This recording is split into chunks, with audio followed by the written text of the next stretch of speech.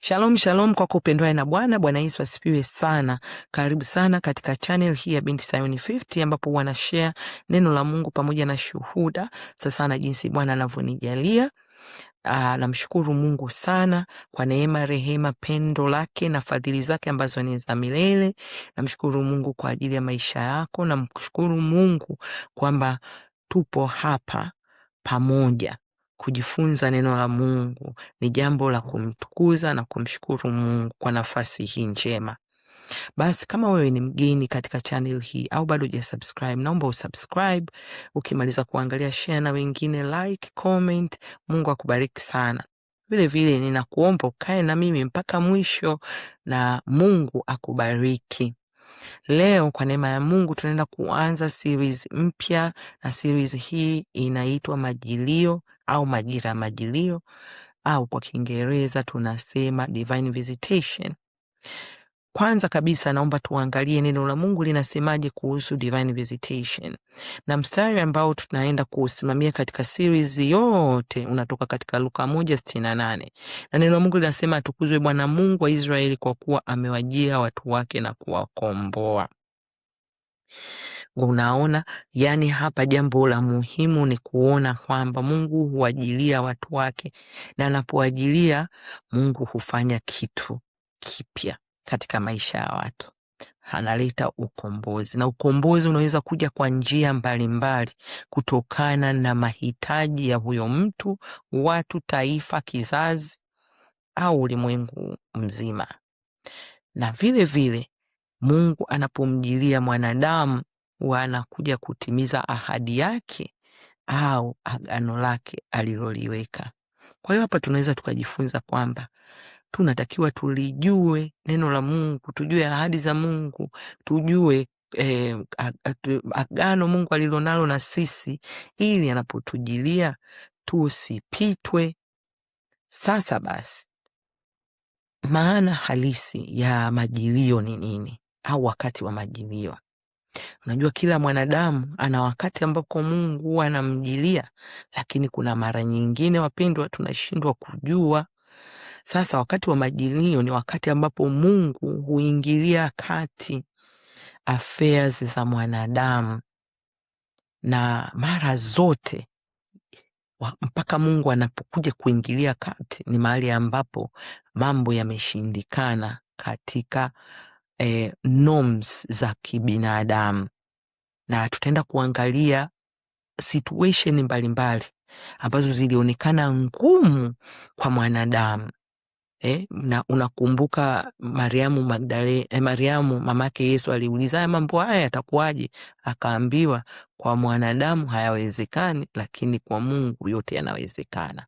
Hayo ndio majilio, na yeye alikuwa amejiliwa na malaika aliyejibu swali lake. Na sisi hivyo hivyo, wapendwa, Mungu anatujilia, na mara nyingine tutaangalia hata neno tunaweza tukapitwa na majilio yetu, na tutaangalia kwa nini tunaweza tukapitwa na majilio yetu. Katika kitabu cha Mhubiri 9 neno la Mungu linasema, nikarudi na kuona chini ya jua ya kwamba si wenye mbio washindao katika michezo, wala si walio hodari washindao vitani, wala si wenye hekima wapatao chakula, wala si watu wa ufahamu wapatao mali, wala wenye ustadi wapatao upendeleo, lakini wakati na bahati wapata wote. Ndio maana nimesema majilio huja, majira ya majilio humpata kila mwanadamu, lakini kuna mara nyingine tunashindwa kujua majilio yetu yamekuja, na Bwana Yesu alilisema hili Luka 19 mstari wa 41. Lakini kabla sienda mstari wa 41, ngoja nikwambie hapo juu ilikuwaje. Bwana Yesu alikuwa anaingia Yerusalemu, amepanda punda, watu wanafurahi, hosana, hosana, hosana in the highest. Wanamwimbia Bwana Yesu kwamba ni hosana. Wametandika nguo, wanamshangilia, wameshika majani yao ya mitende, wanamshangilia Yesu. Lakini Yesu alipofika karibu, aliona mji akaulilia, mji wa Yerusalemu, akisema, laiti ungalijua hata wewe katika siku hii yapasayo amani, lakini sasa yamefichwa machoni pako. Kwa kuwa siku zitakuja, adui zako watakapokujengea boma likuzunguke, watakuzingira na kukuhusuru pande zote, watakuangusha chini, wewe na watoto wako ndani yako, wasikuachie jiwe juu ya jiwe, kwa sababu hukutambua majira ya kujiliwa kwako. Wapendwa, hili ni neno la Mungu, nalo lilitimia kwa Yerusalemu. Na hata leo tunaona vita vinavyoendelea huko, watu wenye kuchukua upande huu wanachukua upande huu, lakini Yesu alishatabiri kwamba Yerusalemu, wakati wako kujiliwa ulipofika, wewe hukujua. Na kwa nini haukujua? Ilifichwa machoni pako, lakini sasa yamefichwa machoni pako. Laiti ungalijua, mstari 42 akisema, laiti ungalijua hata wewe katika siku hii yapasayo amani.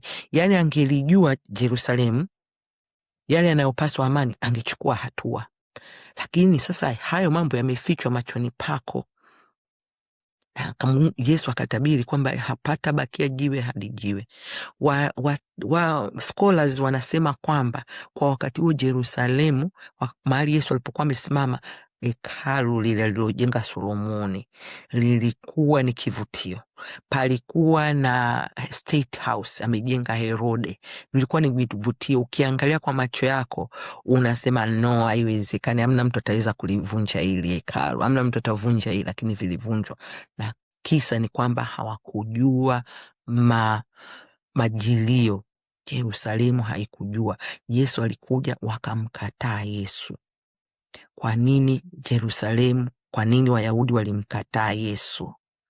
Na kwa nini walipitwa na hii siku?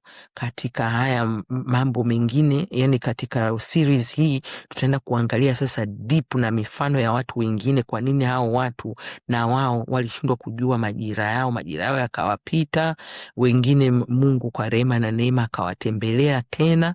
Lakini kama tulivyoangalia katika Mhubiri anakuambia kila mtu anapewa muda. Kila mtu anapewa nafasi na muda, kila mwanadamu, na kuna mara nyingine zinatupita. Mimi binafsi nakumbuka kuna wakati anasema, lakini wakati na bahati wapata wote.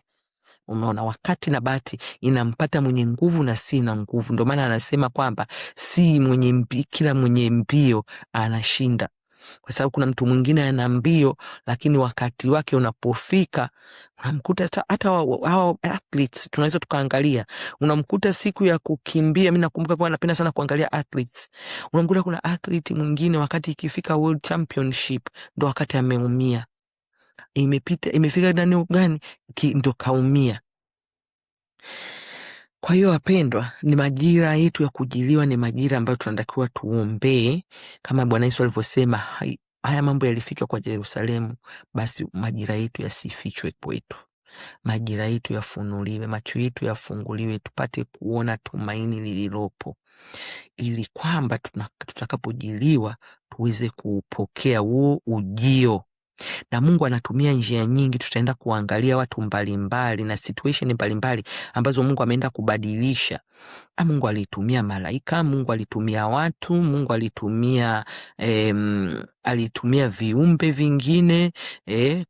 Kuna Elia alilishwa na raven, ndege ambaye hategemewi kwenda kutulia kwa kila siku, kweli anapeleka chakula na kwenda na kurudi, anakwenda na kurudi. Umeona?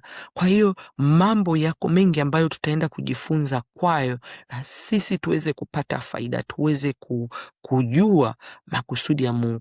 Lakini wapendwa, tusisahau kwamba wakati wa majilio sio wakati ambao unakuja wakati mambo yako marahisi. No, majilio yanakuja wakati mambo yako magumu, mambo yameshindikana, mambo yamekuchosha. Kwa hiyo panahitaji neema ya Mungu, panahitaji Mungu akutie nguvu. Kama ule mstari wa Isaya 43 unasema kwamba utapokea nguvu, utaruka kama tai. Ni wakati ambao tunatakiwa turuke kama tai.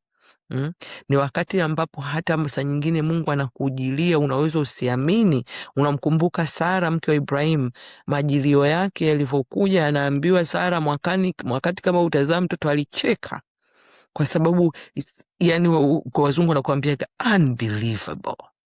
Yeah, it's you are like, how I've waited all these years. Ije sasa hivi wakati sina, yani mimi sifai tena, viungo vya uzazi havifanyi kazi tena. Lakini ndivyo Mungu anavyofanya kazi. Nakumbuka kabla ya kufanyiwa operation ya kupokea figo, nilikuwa nimefika mwisho tarehe 17, not 17, 15. Nakumbuka nilikuwa nimeenda hospitali kwa ajili ya operation ya mkono ya tarehe 22. Madaktari wamesema this is the last one. Baada ya hapo we won't be able to do it again, kwa sababu tumeshafanya zaidi ya mara 20. There is no hope. Kwa hiyo tutaifunga hii fistula mahali ambapo ndo nafanyia dialysis. Tutaweka tube huku shingoni kwa muda, alafu tuje either tengeneze fistula nyingine mkono huu au mguuni. Mambo yote hayo yalikuwa yananitisha. Nikasema God, makati na kabla ya hapo, kama mwaka au miaka 2 iliyopita, kabla ya kupokea figo, nakumbuka nilipata maono. Nikaona nimekutana na Yesu. Nikamwambia, mimi mbona naumwa, nimeomba, nimefanya nini, nimechoka. Akaniambia, will come for you. Tafsiri yangu ikawa ni nini? Kwa hiyo ule ugonjwa ulikuwa unazidi kuwa mgumu. Mimi nasema hapa ndio naondoka, yani mimi naenda nyumbani. Nilikuwa naamini naenda nyumbani. Rafiki yangu Joyce anasema, unaenda wapi? Hamna, anaenda. Yeye akiomba anamwambia Mungu, msamee huyo, ajue na ulisema msamee. Ananiombea msamaha kwa Mungu. Point ni kwamba wapendwa, tutakuja kuangalia watu mbalimbali. Kumbuka wana wa Israeli wamefika pale penye huku bahari, huku milima, nyuma Farao, ndio Mungu anakujilia, bahari inapasuka. Kwa hiyo wapendwa, ndio maana I'm so excited that this series, kwa sababu these are living examples. So tunaziona kwenye Biblia. Wengi wetu tunapita katika hizo sehemu, tunapita mahali ambapo kweli tunahitaji. Kama si Mungu hatutaweza kupita. Bahari haitaweza kupasuka bila Mungu. Farao majeshi yake yana nguvu kuliko mimi na wewe. Goliati kasimama pale, mimi na wewe hatuna hata silaha. Daudi hata alikuwa na mawe, wengine hatuna hata mawe, na wala hatujui atakurusha mawe. Tunamhitaji Mungu. Wengine tupo katika moto kama kina Danieli. Tunamhitaji mtu wa 4 aingie pale. Wale kina Meshaki, Abednego, Danieli ya kuwepo kwenye moto. Lakini tunamhitaji mtu wa 4, tunamhitaji Mungu awe namba 4 pale. Atutoe. Wengine tupo katika kinywa cha simba. Simba anataka, tunahitaji Mungu aje akifunge kile kinywa. Wengine tupo sehemu ambapo tumeambiwa ya kwamba wewe hutaolewa, wewe hutazaa, wewe hutafanikiwa. Lakini tukirudi kwenye neno la Mungu linatuambia tofauti. Na ndio maana kwa wakati wa majilio, wapendwa, tafsiri yake kubwa ni kwamba Mungu anakuja kutembelea, kubadilisha affairs, circumstances za mtu, na ili kutimiza kusudi lake au ahadi yake au agano. Kwa mimi na wewe tunatakiwa tujue kusudi, agano na agano tulilonalo na Mungu au ahadi Mungu ambayo tunayo na Mungu. Na tutaenda kuangalia watu mbalimbali. Kuna watu waliprovoke heavens. Waliprovoke heavens. Na niseme kiufupi, na ni nyingi, majilio mengi ni palikuwa na provocation. lakini wapo wengine walijiliwa bila wenyewe kujua. They didn't even know, kama kina Mariamu alikuwa tu kabinti, ajui hata kwamba anaweza kubeba mimba akiwa bikira. Yes, lakini wapo watu walio provoke heavens. Tutaenda kuangalia, tujifunze kutoka kwao. Vivyo tena kuangalia uaminifu wa Mungu siku zote, kuangalia ahadi yake, neno lake na agano lake akututembelea sisi. Sasa asije sasa akashuka akatukuta sisi hatupo au hatufanyi kitu ambacho ni right. Hebu mfikirie Musa singegeuka kukiangalia kile kijiti, leo ingekuwaje? Je, sisemi kwamba Mungu asingetengeneza njia, Mungu angetengeneza njia, lakini I just want to show us kwamba na sisi we have to participate katika majira yetu ya kujiliwa. Kwa hiyo wapendwa, katika series hii mambo hayo ndio tutaenda kuangalia.